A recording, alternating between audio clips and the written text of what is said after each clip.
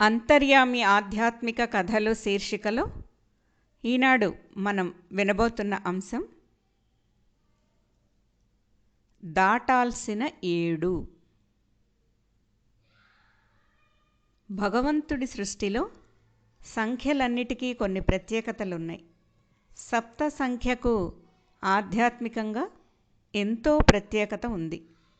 అది సులభంగా శీఘ్రంగా దైవానుగ్రహం పొందటానికి నాదోపాసన ఉత్తమ మార్గంగా వేదాంతులు చెప్తున్నారు. సరిగమ పదని అనే 7 స్వరాలు నాద బీజాలు, ముక్తి సోపానాలు. దేహధారి అయిన మనిషి సప్తదేహ పుణ్యకార్యాలు చేయాలి. మనసు దేవుని యందు భక్తి పొందటానికి, నోరు దైవనామస్మరణకు, చేతులు దేవుని పూజించటానికి, కాళ్ళు దేవాలయానికి వెళ్ళటానికి, కన్నులు దేవుని పూజామూర్తిని కన్నులారా చూడటానికి, చెవులు దేవుని కథలు వినడానికి, ఆధ్యాత్మిక విషయాలు వినడానికి, శిరం దేవునికి సవినయంగా నమస్కరించటానికి. ఇలా మనకు మన భగవంతుడికి అంకితం కావాలి. దీనివల్ల సప్తపాతకాలైన దురహంకారం, అర్ధలోభం, కామం, వైషమ్యం, కోపం, సోమరితనం, శత్రుత్వం నుంచి దూరంగా ఉండగలుగుతాం. సప్త సంతానాల గురించి కూడా మనం తెలుసుకోవాలి. తటాక నిర్మాణం, ధన నిక్షేపం, అగ్రహార ప్రతిష్ఠ, దేవాలయ ప్రతిష్ఠ, వన ప్రతిష్ఠ, ప్రబంధ రచన, చివరిగా సత్సంతానం. ఇవన్నీ సమాజ క్షేమానికి వినియోగించేట్లుగా ఉండాలి. ఇవన్నీ సరే, శ్రీనివాసుడు సప్త శిఖరాలపైన ఎందుకు కొలువున్నాడు? ప్రయాసపడి భక్తులు అక్కడికి చేరితే చేకూరే లాభమేమిటి?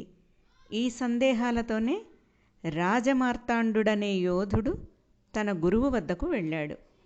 ఆయన తిరుపతి కొండల పాదభూమి వద్ద గల కపిలక్షేత్రంలో తపస్సు చేసుకుంటూ ఉండేవాడు. ఆయన పేరు వల్లభేశ్వరుడు. రాజమార్తాండు గురువుకు పాదాభివందనం చేసి వెంట తెచ్చిన ఫల పుష్పాది కానుకలు సమర్పించాడు. చేతులు జోడించి, స్వామి, కలియుగ దైవమైన వెంకటేశ్వరుడు 7వ కొండ మీద కొలువుండడానికి కారణం ఏమిటి? ఈ కొండల్ని దాటి వెళ్ళడం అందరికీ సాధ్యం కాదు కదా. మధ్యలో దుర్గమాడవులు, దారి దొంగలు, క్రూర జంతువులు, సర్పాలు, తీరా వీటిని దాటుకుని వెళితే తలనీలాలు సమర్పించటం ఎందుకు అని అడిగాడు. వల్లభుడు మందహాసం చేస్తూ, నాయనా, అత్యున్నత ఫలం కోరేవారు నువ్వు చెప్పిన కష్టాలన్నీ ఆధ్యాత్మిక ప్రయాణంలో పడాలి. కష్టపడకుండా కైవల్యం ఎలా లభిస్తుంది? దారి దుర్గమంగానే ఉంటుంది. దారిలో దురాశ అనే దొంగలు, ప్రలోభమనే సర్పాలు, అహమనే క్రూర జంతువులు, వీటన్నింటినీ స్థిరచిత్తం, విశ్వాసం అనే కత్తి కవచంతో మనల్ని మనం కాపాడుకుంటూ గమ్యాన్ని చేరుకోవాలి. 7 కొండలు ఏమిటనుకున్నావు? మొదటి 6 అరిషడ్వర్గాలనే కామ, క్రోధ, లోభ, మోహ, మదమాత్సర్యాలు. సామాన్యులకి ఇవి దాటడానికి వీలు కాని కొండల వంటివి. ఒక్కో కొండ దాటడం అంటే ఒక్కొక్క వర్గాన్ని, ఆ దుర్లక్షణాన్ని త్యాగం చేయటం.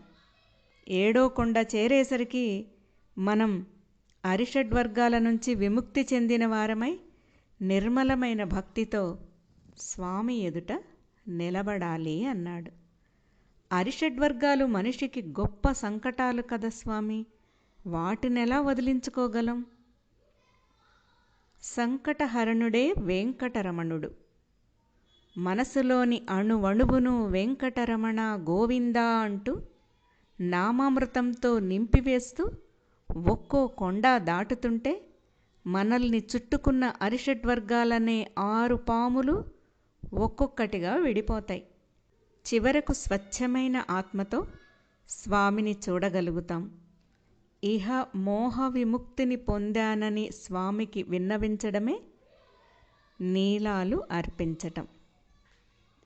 అప్పుడు శ్రీనివాసుడు మన ఆత్మ నిండుగా అనుగ్రహ సంపద ప్రసాదిస్తాడు. స్వామి సన్నిధిలో ఉండే ఆ క్షణమే కోటి జన్మల పుణ్యఫలం. తిరిగి రావాల్సింది శరీరమే తప్ప స్వామికి అంకితమైన మనసు కాకూడదు. స్వామి ఎదుట ఏ స్థితిలో నిలబడ్డామో అదే స్థితి శేష జీవితమంతా నిలుపుకోగలిగితే శేషశయనుడి అనుగ్రహం స్థిరంగా ఉండిపోతుంది. లేకపోతే ఎన్నిసార్లు దర్శనం చేసినా ఆత్మ ఆర్తి తీరదు. ఈ జ్ఞానంతో సప్తగిరులు ప్రయాణం చేస్తే సప్తసిద్ధిగా చెప్పదగిన ఆత్మానంద స్థితి శాశ్వతమవుతుంది. రాజమార్తాండుడికే కాదు, అక్కడున్న భక్తులందరికీ ఇది దివ్యబోధ అయ్యింది. సమాప్తం.